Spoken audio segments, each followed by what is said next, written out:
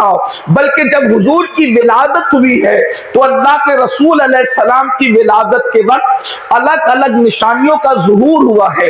مثال کے طور پر ایک یہودی تجارت کی غرض سے مکہ المکرمہ آیا ہوا تھا، اور اللہ اکبر، یہودی کی بات کر رہا ہوں، ایک یہودی یعنی جن لوگوں کا یہ دعویٰ ہے کہ وہ حضرت موسیٰ علیہ السلام کو فالو کرتے ہیں، وہ ان میں سے ایک شخص تجارت کی غرض سے مکہ المکرمہ آیا ہوا تھا۔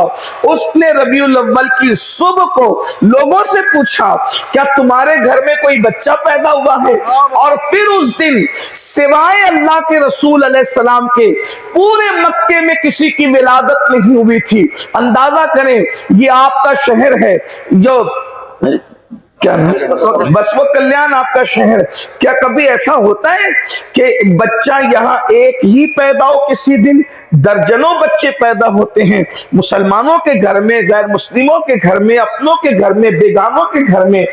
بستی جتنی بڑی ہوگی پیدائش اتنی زیادہ ہوتی ہے، اموات اتنی زیادہ ہوتی ہے۔ مکہ المکرمہ اس وقت بھی کوئی چھوٹی موٹی بستی نہیں تھی، وہ اس وقت بھی شہر تھا اور آج بھی شہر ہے۔ لیکن اندازہ کریں اس دن اللہ کے رسول کی شان یکتائی دیکھیں کہ جس دن حضور کی ولادت ہوئی ہے پورے مکے میں اس دن کسی اور بچے کی ولادت نہیں ہوئی۔ اور جب وہ یہودی پوچھتا ہے کیا تمہارے گھر میں کسی کے یہاں بچہ پیدا ہوا، تو اس وقت لوگوں نے کہا کہ ہاں عبد المطلب کے گھر اس کے شہزادے عبداللہ کے یہاں بیٹا پیدا ہوا ہے، بچہ ہوا ہے، اور وہ بھی بیٹا پیدا ہوا ہے۔ اس یہودی کو کیا دلچسپی تھی کسی کی پیدائش سے؟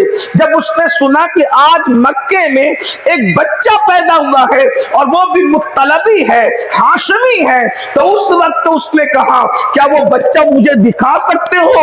اس وقت اس یہودی کو لوگ لے کر کے گئے۔ لوگوں کو کیا خبر تھی، لوگوں کو کیا اندازہ تھا کہ آخر اس یہودی کو مکے والوں کے بچے سے کیا دلچسپی ہے؟ تو لوگ لے کر کے جاتے ہیں، پھر وہ کہتا ہے کیا اس بچے کی پیٹھ سے کپڑا ہٹا کر کے مجھے اس کی پشت دکھا سکتے ہو؟ جیسے ہی ابھی تو لوگوں کو پتا بھی نہیں تھا کہ پیٹھ پر بھی کوئی چیز ہوتی ہے یا پیٹھ پر بھی کوئی چیز موجود ہے۔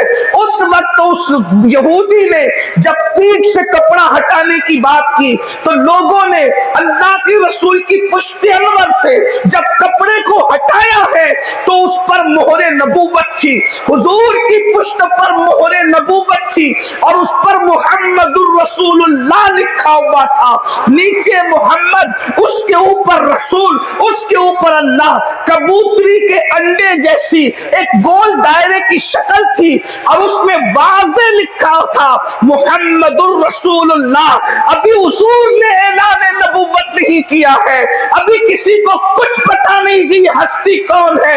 ایسے میں اس نے جب مہر نبوت کو دیکھا چیخ مارا، بے ہوش ہو کے زمین پہ گر پڑا، اور جب اس کو ہوش آیا تو اس وقت اس نے کہا افسوس بنی اسرائیل سے نبوت ختم ہو کر بنی اسماعیل کے اندر چلی گئی ہے۔ اندازہ فرمائے، آپ سے پوچھنا چاہتا ہوں مسلمانوں، اپنے نبی کی عظمت کو پہچانو۔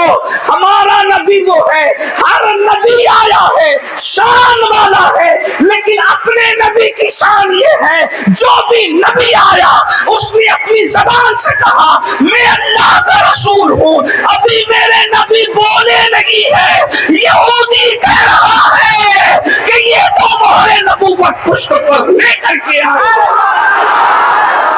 یہودیوں کی زبان سے جس کو کہلوایا کہ یہ اللہ کا رسول ہے۔ اندازہ فرمائے، ابھی حضور جھولے میں ہے اور ان کی نبوت کا ذکر ہو رہا ہے، اور حضور علیہ السلام کی پشت پر۔ ویسے تو اب میرا دل چاہتا ہے، بے شمار ایسے واقعات ہوئے ہیں کہ جس کو لوگوں نے مشاہدہ کیا، لیکن اس کی طرف نہ جاتے ہوئے دو تین باتوں کا اشارہ کر کے آگے بڑھتا ہوں۔ 1000 سال سے ایران میں آگ جل رہی تھی، 1000 سال، اس لیے کہ ایرانیوں کا اس زمانے میں مذہب تھا آگ کی عبادت کرنا۔ 1000 سال سے وہ آگ جو جل رہی تھی اس کو انہوں نے کبھی بجھنے، 24 گھنٹے لوگوں کی ڈیوٹی تھی کہ وہ آگ کو جلاتے تھے، آگ کو بجھنے نہیں دیتے تھے۔ इधर हुजूर अलैहिस्सलाम ने जमीन पे कदम रखा, कुदरती तौर पर वो आग ठंडी हो, अचानक बुझ गई। जलती हुई आग, वो कोई मोमबत्ती नहीं जल रही थी, कोई चिराग नहीं जल रहा था, बल्कि इतनी बड़ी वो आतशकदा था, बहुत बड़ा फारस का आतशकदा मशहूर था। और एक सेकंड के अंदर वो आग हुजूर के कदम रखा है मक्का शरीफ में और ईरान में आग बुझ गई। ये हुजूर की मिलाद है, मिलाद मुस्तफा है। मसला तो सबसे बड़ा ये है कि घर के लोग अगर दुश्मन हो जाए तो फिर शिकवा किससे कीजिएगा? कलेमा पढ़ के अगर लोग नबी की शान घटाने पर आ जाए तो फिर शिकवा किससे कीजिएगा?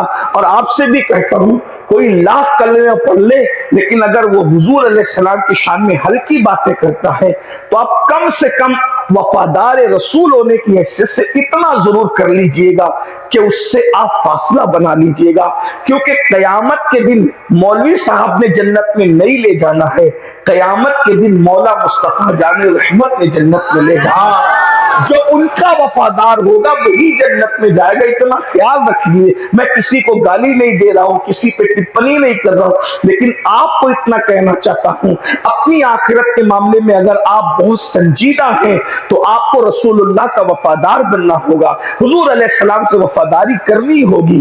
फिर अल्लाह के रसूल अलैहिस्सलाम, एक दरिया था जिसे दरियाए सावा कहते हैं, दरियाए सावा का पानी खुश्क हो गया और किसरा का महल था, किसरा का यानी ईरान के बादशाह को किसरा कहते थे, और उसका महल था, उसके महल के 14 किंगरे अपने आप टूट कर गिर गए और जितने बादशाह पूरी दुनिया के थे हुजूर की विलादत के दिन सबके तख्त अपने आप उल्टे पड़ गए और दिन भर कोई बादशाह गुफ्तगू न कर सका। और उसी दिन काबतुल्लाह झूमा और हजरत आमिना के घर की तरफ वो झुका। इस मंजर को हजरत अब्दुल मुत्तलिब ने अपनी आंखों से देखा कि सफा के मुखालिफ समत में मरवा की तरफ काबा झुक रहा है और उसी तरफ सैयदा आमिना का घर था। अंदाजा फरमाए, उस दिन काबे में जितने बुत थे रखे हुए वो सब के सब औंधे पड़ गए, औंधे मुंह गिर गए। लोग हैरान थे कि ये क्या हो रहा है। और आपको ये भी हैरत होगी, अहदीस में आया है